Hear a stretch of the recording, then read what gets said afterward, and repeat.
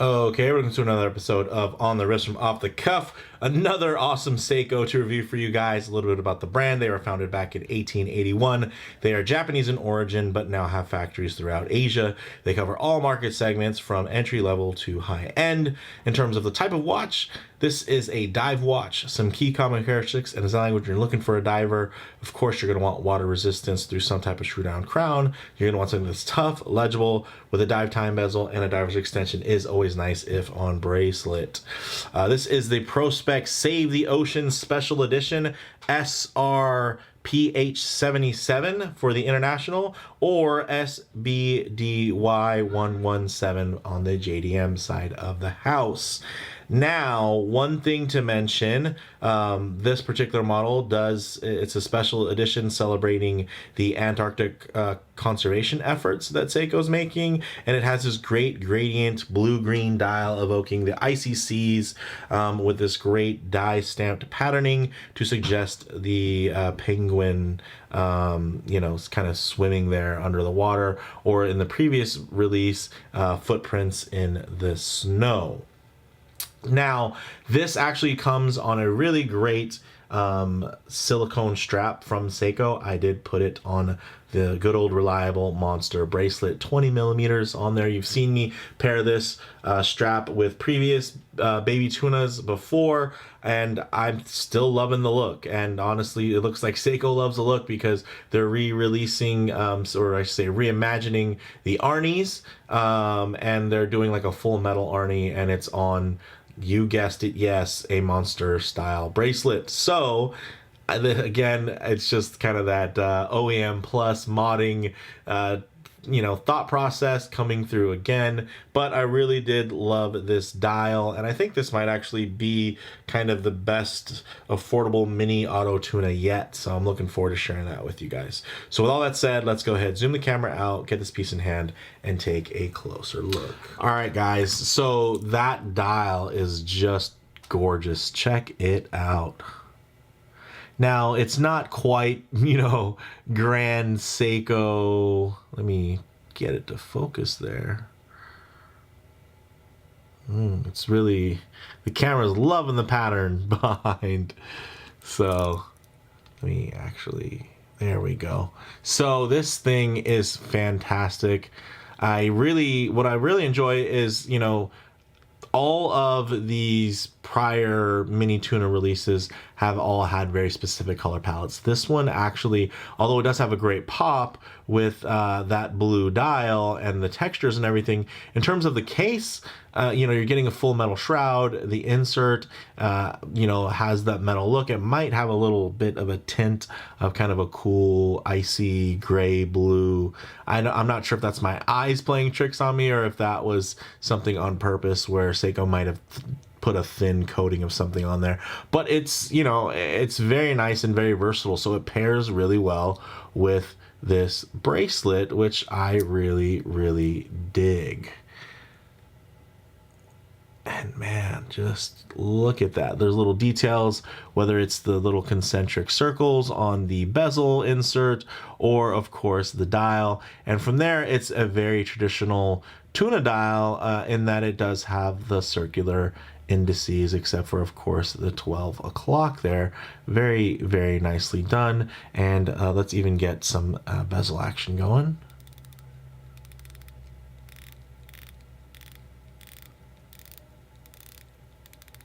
Oh yeah, very Seiko there. Nice smoothness with just a touch of the clickiness, definitely on the smoother side of things, and lines up surprisingly well. So okay, let's get into it. You can catch these for the full list price around $550, or you can find them anywhere else online in between about $300 and $400. Now, the diameter on this case is a 43.2. Now, some of you are going to think, oh man, 43 mil, that's huge. That's a tiny little tuna because of the lug to lug on this is really tiny. It's only 43.5, so it's barely, it's just a couple of millimeters longer than it is wide, which helps this wear actually extremely small. Some of you might think it wears too small on your wrist. And that's one of the reasons why I really like this bracelet pairing, because it does help kind of add a little visual weight and keeps kind of the heft balanced, which, you know, you think of something like an Oris Aquis, right? Like those are really nice wide, but then kind of the more integrated look and the shoulderless lugs help kind of imitate that flow of mass and the way that it's all being negotiated visually on the wrist. So let's see here. 13 millimeters thick, and that's including the rear emblem. Without the rear emblem, it's about 12 and a half. So this little emblem here that pops out, if you measure the caliper here to the top, 13 millimeters. If you don't measure that, it's, you know, about 12 and a half. And again, it doesn't feel overly thick or anything like that at all. So really nothing to worry about from that standpoint. Now, I'm just going to be fighting with the autofocus today. So in terms of the movement inside, it's your... Oh, yes, this pattern's got jokes. Okay, so the movement inside is your Seiko 4R movement, 4R35, so it's just the date there, and I believe the date is beautifully hidden in between the 4 and the 5, so right about there at 4.5.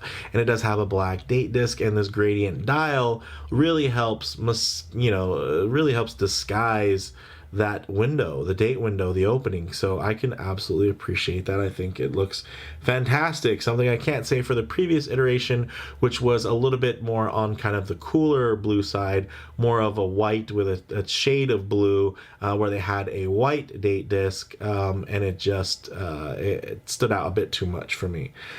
So I love this integrated look. It looks really balanced. And of course, once in the dark, it's going to be extremely symmetrical, which, you know, we all look for when it comes to divers. It's just kind of part of the game. Now, in terms of the case back, it is solid and stamped and etched just like you would expect. Looks really great. You know, I don't want to talk too much about this monster bracelet because it doesn't come with the watch, but you can always buy one. I think Mark from Long Island Watch might actually have them in stock right now. This is the OEM monster bracelet number 49X 8JG, and yeah, it's beautiful and it goes well. And then we look at these great indices. They're probably raised, many would call them applied indices, but at this price point I'm thinking that they're just raised indices versus them being applied after the fact. The dial is textured, has that great gradient blue, and then the date window just beautifully integrated.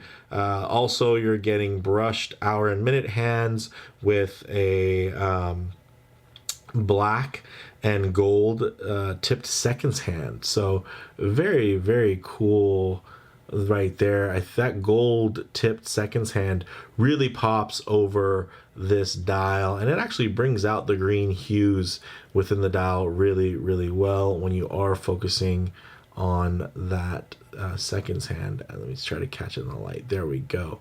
So very nice from that perspective. Flows really well and just adds a little bit of fun, a little bit more color there to the palette, which I think goes really, really well. It also, as you can see, has 200 meters of water resistance, and of course it says divers 200 meters, which means that it meets or exceeds the ISO standards to carry that text. 20 millimeter lug width, drilled lugs, so this thing is ready to be a strap monster, although it's already found you know, a lovely home on this particular bracelet. So with that said, let's actually get it on wrist and see how it wears. Alright guys, as you can see on my 7.25/7.5 inch wrist, really wears beautifully. That blue dial looks fantastic, lays on the wrist really well, nice and compact. You can see the lugs just kind of disappear. The brushing on this tuna shroud is fantastic. Wow. I thought the aftermarket mod tuna shrouds that I had swapped out on my tuna light mod was nice, but man, this right from the factory, beautiful level of brushing there. Check it out. Very, very fine. Everything flows really beautifully. And you can see it hugs the wrist well. Yeah, it's sitting on top of the wrist, but because of the really non-existent lug design, again, you're really shrinking that down. And then you got to remember the dial is actually quite small compared to some of your more full-size tunas or even just larger divers. So this is on the wrist is going to actually wear just about as perfect as you can get, at least as small as you can get. Some of you, maybe with a bigger wrist than me, or maybe even the same size wrist, might think this looks a bit too small. But I'm totally fine with it. And a lot of it does have to do with how beautifully they did this dial. It just pops in so many ways. It might appear, I think maybe the size wise might render even better if they had, tried to maybe color match the insert a little bit more on the bezel. But I do think it's a beautiful contrast in terms of kind of that steel gray. It just, my gosh, it's just a beautiful, lovely combination. And again, I just love it paired with this classic Seiko Monster bracelet. You're getting some great mixed finishing there, and it goes great with the mixed level of finishing and complex finishing you're gonna find on this piece. So with that said, let's actually get it off the wrist so we can get some Lume shots, low light transition, and closing thoughts. Okay, let's go ahead and hit the lights here. As you can see, wow, that is glowing. It's Seiko Lume Bright. It's a diver. It's a tuna diver at that. So, of course, it's going to deliver in terms of lume. But one thing I really like to do is, actually work in some low light transition here so we can get a look at what this piece is going to render like in less than optimal lighting, because you're not always going to be out in the middle of a field enjoying direct sunlight.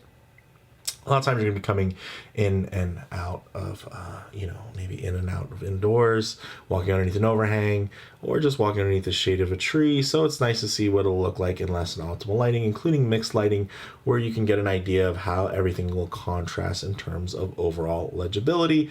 But let's say we also will get some nice, harsh, high contrast lighting. So, oh my, wow, look at that dial. Typically this type of lighting will, identify and showcase any type of defects within that finishing, but you can see really nice uniform brushing there, the way that the light grabs and holds. Wow, the dial just really leaps out in this. And you can see the texture, my goodness. So a very nice fun fact, when you have this outdoors, out in the open, and you get some nice direct sunlight on it, you are going to have an absolute spectacular light show going, because this dial is just probably one of the best dials you can get for under $500, guys. Yes, full list price $550, but again, the level of in-house-ness that Seiko provides in terms of they're growing their own crystals, they're producing their own lubricants. I mean, vertical integration like that is something that you really don't find outside of Seiko. Closest thing would be Rolex, and you guys know how much of a premium they use in terms of what they're using their vertical integration for, versus Seiko going the other side and saying, hey, let's manufacture and let's give the people what they want. And this model is absolutely something I've been waiting for, because it's just so versatile, but still gives you everything you love about Seiko. It jumps out, it has the dial, it has the fit and finish, the iconic shape of the tuna diver within the space. I mean, it's doing a lot, it's giving a lot for not a lot of money. Closing thoughts here, guys. On the wrist, wears more like a 40 millimeter, pretty close to my SBDC101 or SPB143, depending on what region you're watching in right now. So in terms of model variants, there's also a Monster variant with a similar dial. And then again, there's also the lighter blue themed Penguin Footsteps dials from the previous release, also kind of in that Save the Ocean, Antarctic, conservation effort. And those are great. And then, of course, there's a bevy of different little, which you can check in my channel history if you're looking for some other options, whether they're more urban safari style or street style tunas that are automatic and mini, you know, kind of within the exact same footprint. Just different aesthetics from me, though this one is kind of my new trending favorite. It looks just immaculate, and I'm loving it. Now, in terms of comparable models, guys, it's tough to compare this to anything because yeah, the tuna itself is such an iconic piece, and there's not much to really, you know, if you want something like this, you want it, and then if you don't, you're probably not gonna be convinced by me. Like you kind of, it's a love-hate. It's a very polarizing aesthetic, and in this case, for me, it's on the other end of polarizing, where I'm just like loving this thing. And it's not very expensive, but it's a lot of fun. It's really gorgeous, and yeah, at the end of the day, it's not just a timepiece, it's also a great conversational piece. So for me, guys, the bottom line, this is definitely my take for the best affordable mini auto tuna yet. But let me know what you guys think in the comments below. If you like the video, please do hit like, and if you haven't already, please subscribe for more content just like this. Thanks, guys.